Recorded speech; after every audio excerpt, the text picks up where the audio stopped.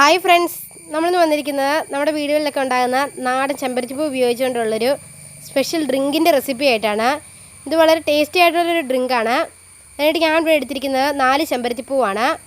പിന്നെ ഞാനിവിടെ എടുത്തിരിക്കുന്നത് 3 നാരങ്ങ നടുവെന്ന് കട്ട് ചെയ്തെടുത്തിരിക്കുകയാണ്. പിന്നെ ഞാനിവിടെ ആവശ്യത്തിനുള്ള പഞ്ചസാരയാണ് എടുത്തിരിക്കുന്നത്. ഇത്ര സംഭവങ്ങൾ മാത്രം മതി നമുക്കിത് ഉണ്ടാക്കാനായിട്ട്.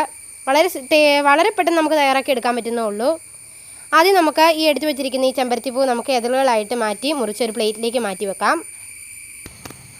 ഇപ്പോൾ നമ്മുടെ ചെമ്പരത്തിപ്പൂ എല്ലാം ഇവിടെ ഇതളുകളായിട്ട് മുറിച്ച് വെച്ചിട്ടുണ്ട്. ചെറിയ രീതി ഒന്ന് വാഷ് ചെയ്തെടുക്കാം. അപ്പം ഞാനിതിവിടെ വാഷ് ചെയ്തെടുത്തിട്ടുണ്ട്. ഇത് ഒരുവിധം ഒന്ന് വാഷ് ചെയ്താൽ മതി. നല്ലോണം വാഷ് ചെയ്യുന്നതായിരിക്കും നല്ലത്. എന്നാലും നന്നായിട്ടൊന്ന് വാഷ് ചെയ്തെടുക്കുക. പിന്നെ ഞാനിവിടെ ഒരു 4 കപ്പ് വെള്ളമാണ് ഒരു പാത്രത്തിലേക്ക് എടുത്തിരിക്കുന്നത്. അതിലേക്ക് നമുക്ക് ചെമ്പരത്തിപ്പൂ അങ്ങ് ഇട്ട് കൊടുക്കാം. അപ്പോൾ ഞാനിതിവിടെ ഈ ചെമ്പരത്തിപ്പൂ ഇതിലേക്ക് വെള്ളത്തിലേക്ക് ഒഴിച്ചിട്ടുണ്ട്. ഇനി നമുക്ക് നന്നായിട്ടൊന്ന് തിളപ്പിച്ചെടുക്കുകയാണ് ചെയ്യേണ്ടത്. ഇതിൻ്റെ നീരാണ് നമുക്ക് ആവശ്യം. നമുക്ക് നന്നായിട്ടൊന്ന് തിളപ്പിച്ചെടുക്കാം. ഇപ്പം ഞാനിത് ഗ്യാസിന്മേൽ കൊണ്ട് വെച്ചിട്ടുണ്ട്. ഇനി നമുക്ക് ചെറിയൊന്ന് തിളപ്പിച്ചെടുക്കാം. നന്നായിട്ടൊന്ന് തിളച്ച് വന്നു കഴിയുമ്പോൾ ഇതിൻ്റെ നീരാണ് നമുക്ക് ആവശ്യം എടുക്കേണ്ടത്. നന്നായിട്ട് തിളയ്ക്കുന്ന വരെ വെയിറ്റ് ചെയ്യാം. ഇപ്പോൾ നമ്മുടെ ചെമ്പരത്തിപ്പൂവിലെ കളറെല്ലാം അങ്ങോട്ട് നന്നായിട്ട് ഇറങ്ങി വന്നിട്ടുണ്ട്. ഈ പരിപാടി നമുക്കൊരു ഇച്ചിരി നേരം തിളച്ച് കഴിയുമ്പം നന്നായിട്ട് തിളച്ച് വരണം. നല്ല കളറായി വരുന്നുണ്ട്. ഇത് നന്നായിട്ട് തിളച്ച് വന്നിട്ടുണ്ട്. നമുക്കിനി ഇത് വേറെ ഇത് ചെമ്പരത്തിപ്പൂവിൻ്റെ കളർ പോയപ്പം വന്ന ഇതാണ്. ഇത് വേറെ നമുക്ക് വെള്ളം വേർതിരിച്ചെടുക്കാം. എന്നിട്ട് വെള്ളം ഒന്ന് ചെറിയ രീതിയിൽ തണുപ്പിച്ചെടുക്കണം. ഇപ്പോൾ നമ്മളിത് ഇവിടെ നന്നായിട്ട് അരിച്ച് ചൂടാറി നല്ല രീതിയിൽ അരിച്ച് കൊണ്ടുവന്നിട്ടുണ്ട്. ഇപ്പോൾ ഇതൊരു പിങ്ക് കളറാണ്. ഇനി നമുക്ക് നാരങ്ങാനീര് ഒഴിച്ച് കഴിയുമ്പോഴാണ് ഇതിൻ്റെ കളറ് മാറുന്നത്. ഇനി നമുക്ക് നമ്മുടെ നാരങ്ങാനീര് ഇതിലേക്ക് ഒഴിച്ച് കൊടുക്കാം.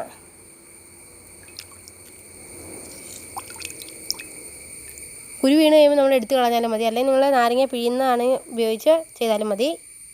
ഇപ്പോൾ നമ്മളിത് നാരങ്ങാനീരൊക്കെ ഒഴിച്ച് നല്ല റെഡ് കളറിലായി വന്നിട്ടുണ്ട്.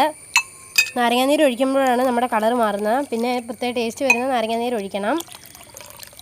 ഇനി നമുക്കിതിലേക്ക് നമ്മൾ എടുത്ത് വെച്ചിരിക്കുന്ന പഞ്ചസാര ഇട്ട് കൊടുക്കാം. അതിന് നമ്മുടെ ആവശ്യത്തിനനുസരിച്ച് പഞ്ചസാര ഇടുക.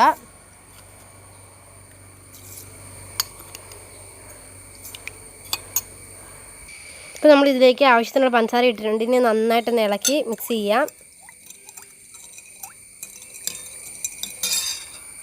ഇപ്പോൾ നമ്മളിത് പഞ്ചസാരയൊക്കെ ഇട്ട് നന്നായിട്ട് ഇളക്കി നല്ല മിക്സ് ചെയ്ത് യോജിപ്പിച്ചിട്ടുണ്ട്. ഞാനിവിടെ ഒരു ഗ്ലാസ്സിലേക്ക് ഇത് മാറ്റാൻ പോവാണ്.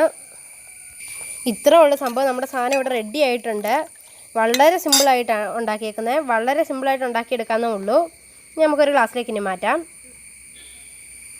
ഇപ്പം ഞാനിതിവിടെ ഗ്ലാസ്സിലേക്ക് മാറ്റിയിട്ടുണ്ട്. അതുകൊണ്ട് നല്ല ചുമല കളറാണ് നമ്മുടെ ചെമ്പരത്തി ജ്യൂസിന് നല്ല ചുമല കളറാണ്.